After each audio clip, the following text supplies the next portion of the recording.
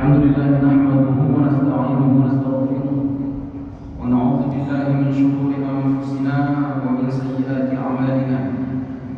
من يهده الله فلا مضل له ومن يضلل فلا هادي له. أشهد أن لا إله إلا الله وأشهد أن سيدنا محمدا عبده ورسوله. اللهم صل وسلم وبارك على سيدنا محمد وعلى آله وأصحابه أجمعين. سبحانك لا علم لنا إلا ما علمتنا إنك أنت العليم الحكيم. حسبنا الله ونعم الوكيل ولا حول ولا قوة إلا بالله العلي العظيم. رب اشرح لي صدري ويسر لي أمري واحلل عقدة من لساني يفقهوا قولي. قال المؤلف رحمه الله وتعالى نفعه بعلومه في الدارين آمين يا رب العالمين. Para alim ulama, masyayikh, asatidz, muallim, orang tua kami, bapak dan ibu, seluruh jemaah yang kami hormati, semoga dirahmati Allah Subhanahu wa taala. Malam ini kita akan baca satu ayat Al-Qur'an, surah Ar-Ra'd, ayat yang ke-28. Ayat ini familiar dan barangkali sudah kita amalkan. Namun kita telah melalui tafsir mufassir Syekh Fakhruddin Ar-Razi sebagaimana yang sering kita baca. Bunyi ayatnya, A'udzu billahi minasy syaithanir rajim. Bismillahirrahmanirrahim.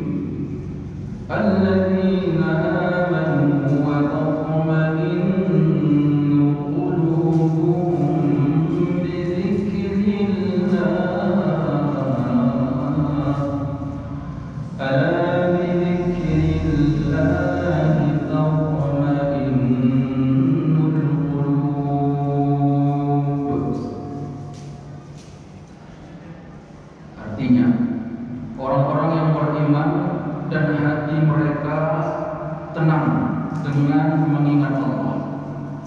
Ketahuilah, ingatlah dengan zikir kepada Allah, dengan mengingat Allah, hati jadi tenang.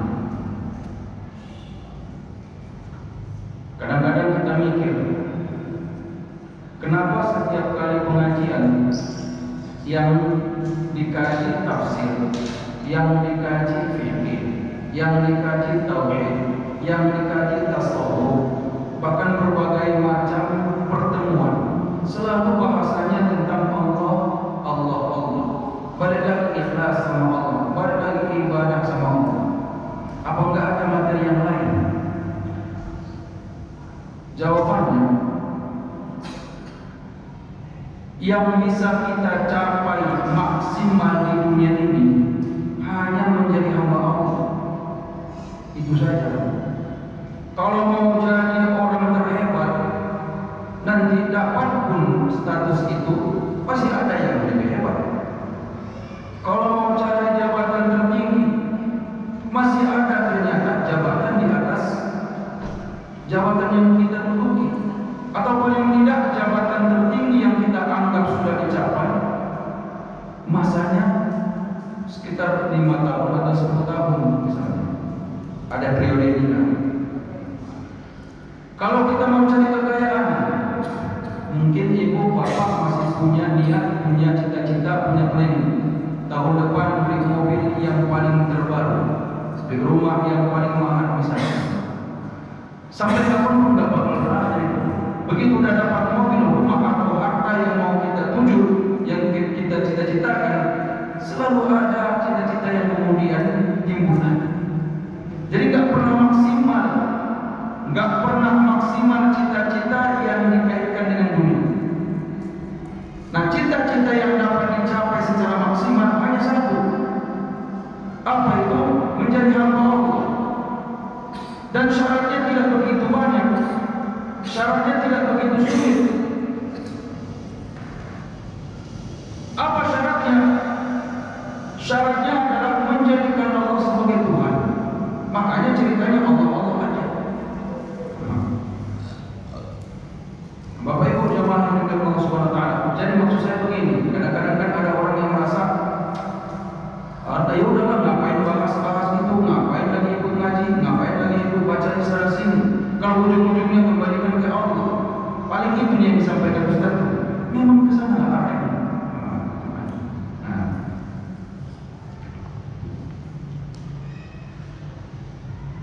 Ayat ini menerangkan tentang karakter orang yang beriman. Ada ayat yang juga menerangkan karakter orang beriman, tapi seperti berbeda dengan ayat ini. Kita tahu di surah Al-Anfal kan, innamal mu'minuna alladziina idza dzukira Allah wajilat qulubuhum. Innamal mu'minuna alladziina idza dzukira Allah wajilat qulubuhum. Orang-orang beriman itu hanyalah mereka yang bila mana disebut nama Allah hatinya bergetar. Nah, di ayat itu hati bergetar. Di ayat ini hati tenang. Mana yang betul? Seolah-olah kontradiktif atau kontradiksi. Maka mufassir menjelaskan, fa in qila, katanya, alaysa annahu ta'ala qala fi surah Al-Anfal innamal mu'minuna alladziina idza dzukira Allah wajilat qulubuhum wal wajilu diddal itminnan. Jika ada yang bertanya, bukankah Allah sampaikan di surah Al-Anfal bahwa tanda orang yang beriman itu bila disebut nama Allah hatinya bergetar, sedangkan hati yang bergetar itu adalah antonim dari hati yang tenang. Nah, di ayat itu menyebutkan hati bergetar. Nah, di ayat yang sekarang kita baca menyebutkan hati tenang. Kok bisa berbeda? Fa kaifa wasafahu haula bi'itminnan? Jika di surah Al-Anfal disebutkan bahwa orang yang beriman hatinya bergetar manakala mengingat Allah, lalu kenapa Allah sebutkan karakter orang beriman pada ayat ini justru hatinya tenang ketika disebut nama Allah? Wal jawabu min wujuh. Ada banyak jawaban, kata Syekh Fakhruddin. Al-awwal, yang pertama, annahum idza dzakaru al-'uqubati wa lam ya'manu min an yuqdimu 'ala al-ma'asi. Di surah Al-Anfal itu maksudnya bila disebut atau diingatkan betapa mengerikannya siksa Allah, maka dia tidak akan merasa nyaman saat mau melakukan maksiat. Jadi gini dia, orang yang mungkin barangkali ada rencana mau melakukan maksiat. Maksiat itu banyak macamnya, tergantung orangnya. Maksiat para pejabat barangkali korupsilah. Maksiat istri barangkali durhaka sama suami. Maksiat suami dia tak memberikan perhatian sama istri. Maksiat anak durhaka sama ayah dan ibunya. Maksiat kita sebagai tetangga, menjelekkan, menghibah, memfitnah tetangga. Maksiat kita sebagai sesama jamaah.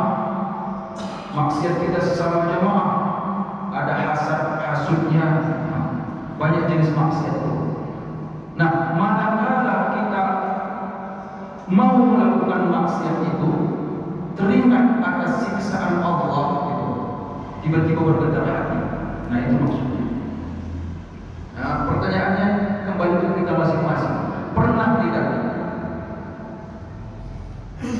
saat kita mau menghibah orang, contohnya ini, udah mau menyampaikan hibahnya, udah mau ceritain keburukan orang, tiba-tiba kita tahu orang yang menghibah itu kan siksanya berat juga nanti di neraka. Allah tak suka lah, intinya nggak suka Allah kepada orang yang hibah. Kita ingat bahwa ketika kita mau hibah, Allah tak suka sama kita. Bergetar hati itu, pernah tidak bergetar? Itu yang mau saya tanya. Nah, jawabannya masing-masing Pak, masing-masing Bu. Tidak ada yang tahu kecuali kita sendiri. Itulah. Sudah pernah tidak begitu kita mau melakukan maksiat, apalagi barangkali maksiat seorang istri kepada suami yang masih bersuami, misalnya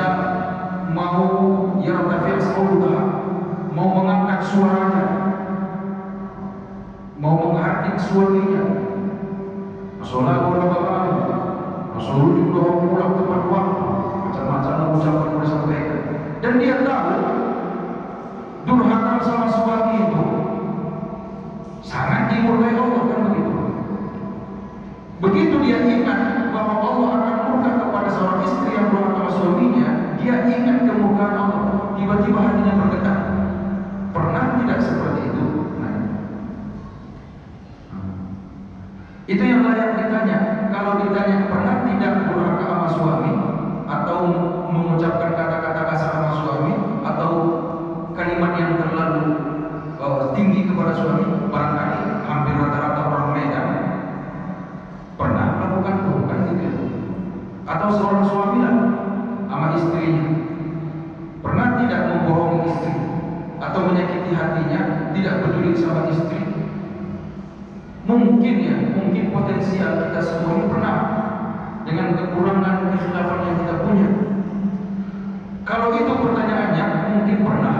Tapi yang perlu ditanyakan kembali, saat mau melakukan maksiat itu, saat mau melakukan keburukan itu, tiba-tiba saja ingat bahwa Allah tak suka